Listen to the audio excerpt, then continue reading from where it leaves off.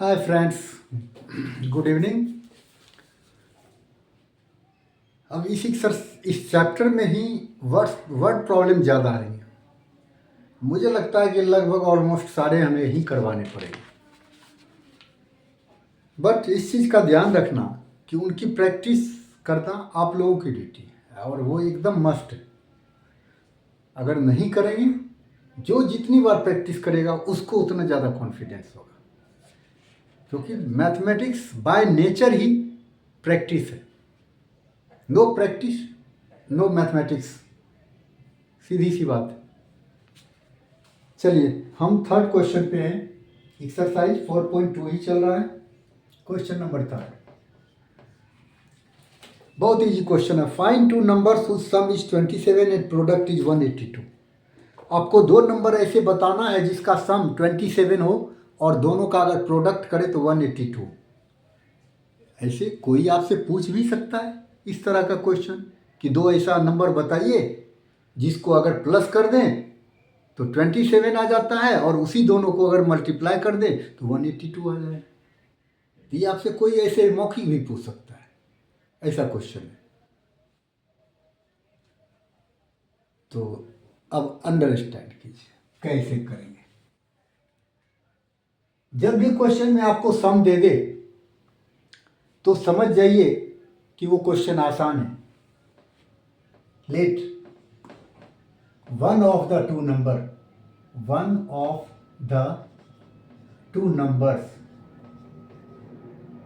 Numbers be x. सीधी सी बात है। दो नंबर दे रखा है, उसमें से एक हमने मान लिया, क्या मान लिया? एक्स मान लिया। अब सम दे रखा है, सीधी सी बात है। सम कितना है? 27। अगर दो नंबर को जोड़ते हैं तो 27 आता है। एक नंबर आपको बता दे कि 7 है तो दूसरा कितना होगा? सीधा कर क्या करना है, इसमें से इसको माइनस कर देना है। अगर एक नंबर पता चल जाए तो सम में से एक नंबर को घटा दीजिएगा तो दूसरा नंबर आ जाएगा। Then other number equals to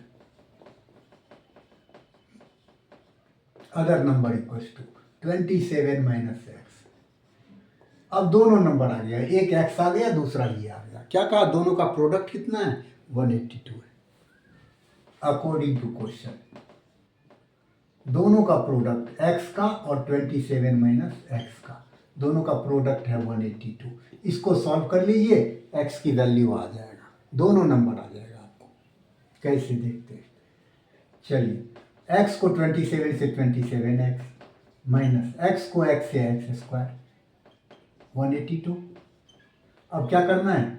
इसको ऐसे ही रहने दीजिए और 182 को इधर मूव करवा लीजिए। 182 हो गया इक्वल्स टू 0। अब हमने क्या कहा था? इसको ऑर्डर में लिखना जरूरी है। कैसे लिखेंगे? Minus x square plus 27x और माइनस 182 इक्वल्स टू 0। अब क्या करना है? सीधा है 182 का फैक्टर निकाल लीजिए। क्यों निकाल लीजिए? यहाँ पे 1 है। अगर 1 से इसको मल्टीप्लाई भी करेंगे तो इतना ही रह जाएगा। 182 का फैक्टर निकाल लीजिए।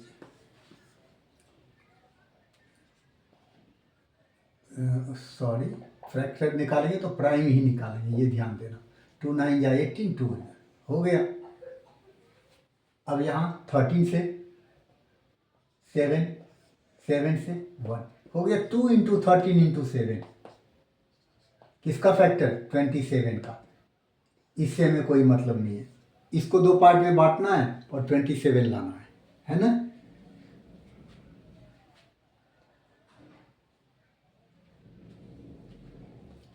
टू को 7 से मल्टीप्लाई कर दीजिए, 14 आ जाएगा और 13 ये अकेला कर दीजिए।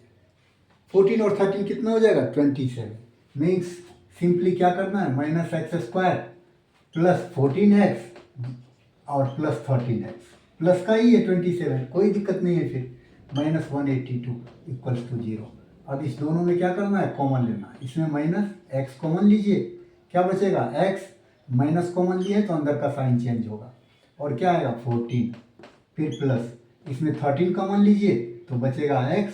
इधर क्या बचेगा? जब 182 को 13 से डिवाइड करोगे तो आंसर आएगा कितना? 14। अब ये दोनों सेम हो गया, दोनों में से एक को हम नोट कर देंगे। x minus 14। अब जो बच गया उसको ब्रैकेट में ही डालेंगे, बीच में कोई साइन नहीं रखेंगे। माइनस एक्स प्लस 13, अब हो गया 0। अब इसको दो पार्ट में बांट दीजिए, क्या हो जाएगा, x माइनस 14 इक्वल्स टू 0, तो x इक्वल्स टू 14। सिंपल। ये क्या हो गया, minus x plus 13 equals to 0, तो minus x equals to minus 13, तो minus minus cancel, x equals to 30। देखिए निकल गया आपका, x की दो वैल्यू आ गया, एक आ गया कितना 14 और एक आ गया 13। अब पहले 14 इसमें पुट करके देखो, अगर इसको सेटिस्फाई करेगा तो 14 आंसर होगा। फिर 13 पुट करके देखो, अगर इस स्टेटमेंट को सेटिस्फाई करेगा तो 13 आंसर हो जाएगा। दोनों में से अगर एक कोई हुआ दूसरा नहीं हुआ तो एक में आंसर लिख देंगे, दूसरे में लिख देंगे नॉट पॉसिबल। चलिए 14 रखते हैं, तो 14 अगर 27 में से 14 माइनस कीजिएगा तो 13 आएगा। 13 को फिर 14 से मल्टीप्लाई कीजिएगा, अगर मान लीजिए 14 रखते हैं तो 14 और 27 में से 14 माइनस कीजिएगा तो 13 आएगा। तो 14 इंटू 13 फिर 182। अगर 13 रखते हैं यहाँ तो 27 में से 13 को माइनस कीजिएगा तो 14 आएगा। फिर 13 और 14 को मल्टीप्लाई कीजिएगा 182। इसका मतलब दोनों सेटिस्फाई कर रहा है, दोनों आंसर हो सकता है। या तो दो नंबर चाहिए ना, वन ऑफ द, अच्छा अब दोनों ऑप्शन हो सकता है, या तो ये भी हो सकता है या ये भी हो सकता है ना। अब ये आपका आंसर नहीं है एक्चुअली, एक नंबर हमारा मान लीजिए ये x निकल गया, तो फिर दूसरा नंबर इस पे रख के निकालना है। 9 27 minus x equals to 27 minus x की जगह 14 रखेंगे तो ये आएगा 30। मतलब अगर एक नंबर हमारा 14 होगा तो दूसरा 13 होगा। इसमें भी क्या होगा,